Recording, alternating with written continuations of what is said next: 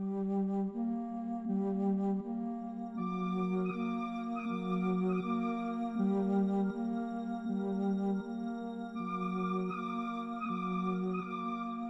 not be conformed to this world. The word conformed here means don't be pressed in the same mold. Here's how people get pressed into the same mold. Let's start from the very beginning with children. Children follow children. I don't know if you've noticed that. If you haven't, then, well, you need to.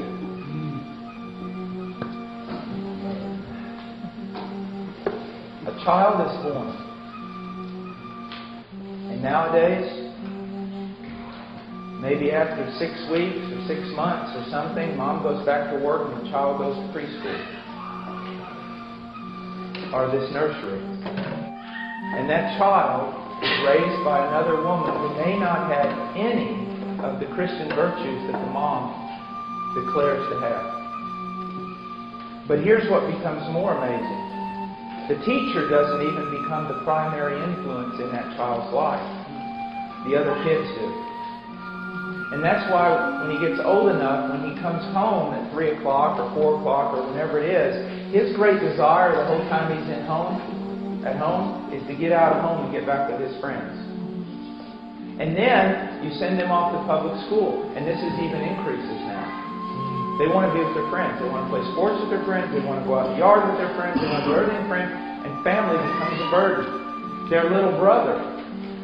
They no more want him around than a man on the moon. They want to be with their friends. They don't want to be with mom and dad at 5 o'clock to eat supper. And what happens is, eventually the home turns into just a condo with individuals living in it who all have their separate rooms. And the kid comes home and goes to his separate room. And the family is obliterated. But here's what happens. The primary influence on that child's life, what is shaping that child, is not his father. It's not his mother. It's not even his teachers. That'll begin sometime around university. But it's the other kids. Other kids who, when they were 9, were exposed, or 8, were exposed to their father's pornography. And so your child is going to learn about sex, not from you, but in a filthy, dirty, secret way from some other child. And then this child is going to be there 8 hours a day at least, 5 days a week, being taught by teachers who are secular in their mind, being taught by kids who are not only secular, but very perverted. And you know this is true. Young men, gentlemen who went to public school, like me, where did you learn all your filth? From your home? And then, the father's not going to disciple. The mother's not going to disciple. The father will yell a lot when the kid doesn't turn out like the father wanted. The father may take his fishing zone. And, of course, he'll go paint pictures of Noah's Ark every Sunday. So, all that's all the training he gets. And then you wonder, why is this child conformed to the age? And then, throw in television. Average is what? In North America now, 3 hours a day. Even the cartoons are grotesque. SpongeBob is an abomination. And so, what's happening? We are doing the exact opposite of what God told us to do. But then we come together and pray for revival.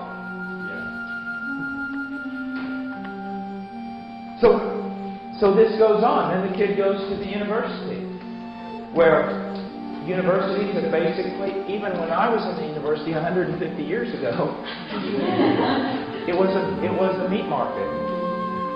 It was an immoral meat market. And in the last 25 years, it has degraded so much more, it's unbelievable. It is a Sodom and Gomorrah. And the professors give a secular worldview. There is no God, there is no right and wrong, and your child does that. Then he comes out and gets a job, and as most of you men who work know what a struggle you have in your jobs, because you're not like these preachers like me, just always kind of protected. You're out there working with people who curse and swear and tell vile jokes and everything else. And even as a grown man who wants to follow Christ and is reading the Word, you know how difficult it is to resist it, and you know that you've been influenced by it.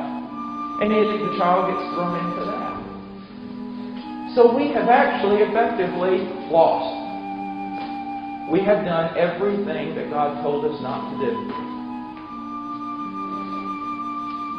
Television, internet, everything in the home, and bam, look what you've got. You have not only allowed someone to come in, you've allowed them to come in with the mold, and you've helped them to press it down upon your children. And it's just one generation after another.